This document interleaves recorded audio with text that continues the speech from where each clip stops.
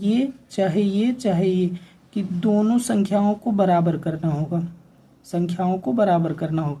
और बराबर कैसे किया जाएगा कि ऐसे बराबर करो जिससे क्या हो कि दोनों कट जाए। जैसे एक बता रहे हैं, जैसे यहाँ 3 है, यहाँ 2 है, तो देखेंगे अगर हम समीकरण देख रहे हैं कि समीकरण एक में समीकरण एक ये है, इसमें हम क्या करें 3 से गुणा कर दें। तो 3 से गुणा करेंगे 3 दूना ये हो जाएगा 6x, और उसके बाद जब ये 6x हो जाएगा 3 का गुणा किए 3 दूना 6x प्लस अब इस 3 का गुणा इसमें करेंगे 3 कितना हो जाएगा 3 तिहाई 9 हो जाएगा।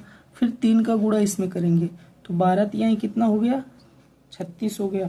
क्या किया हमने कि इस 3 का गुणा हमने इन सब से किया, 3 दूना 6, 3 तिहाई 9 और 12 तिहाई 36 ये हो गया।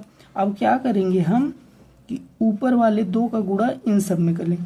2 का गुणा 3 में करेंगे 3 दूना 6x हो जाएगा, 2 का गुणा 5 में तो 5 दूना 10y हो जाएगा। अब इस 2 का गुणा इसमें करेंगे 13 दूना 26। अब देखिए ये समीकरण 3 बन गया और ये समीकरण 4 बन गया।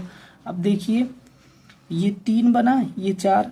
अब हम क्या करेंगे कि समीकरण 3 या 4 में 3 में से 4 को घटा देंगे। क्यों कि अगर हम घटाएंगे, देखिए ये बराबर हो गया, यहाँ भी 6 हो गया, यहाँ तो बराबर हो गया है, तो घटाएंगे 6 में 6 तो एक तो विलुप्त हो जाएगा, मतलब ये कट हो जाएगा, तो इसी को कहते हैं विलोपन।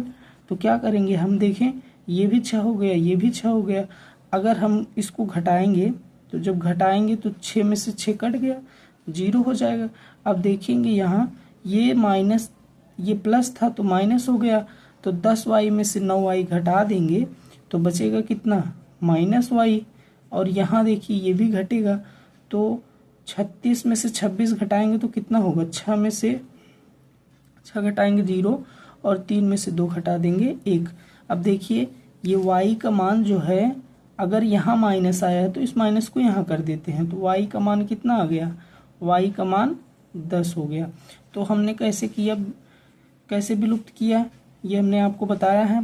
अगर y का मान आ गया है तो x का मान हम निकाल सकते हैं, x का मान निकाल सकते हैं। जैसे पहला समीकरण क्या था कि पहला समीकरण था 2x प्लस 3y बराबर कितना 12 था।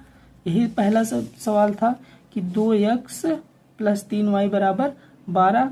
अब देखिए तो ये हुआ है 2x प्लस 3y बराबर 12। अब हमने देखा कि y का मान यहाँ 10 आया है, तो हम लिखेंगे 2x प्लस 3 गुणे y का मान कितना आया -10, तो यहाँ लिखेंगे -10, यहाँ लिखेंगे 12। अब ये हो जाएगा 2x 3 का गुणा 10 में 3 दहम्मा 30 होगा बराबर 12।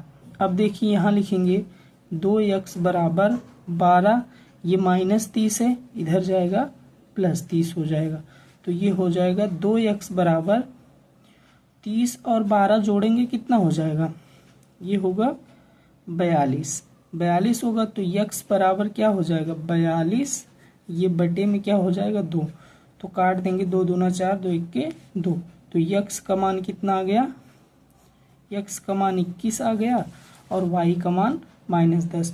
तो ये विलोपन विधि थी, विलोपन विधि आप लोग बहुत ध्यान से समझ गए होंगे। अब अगले वीडियो में हम विस्थापन विधि बताएंगे।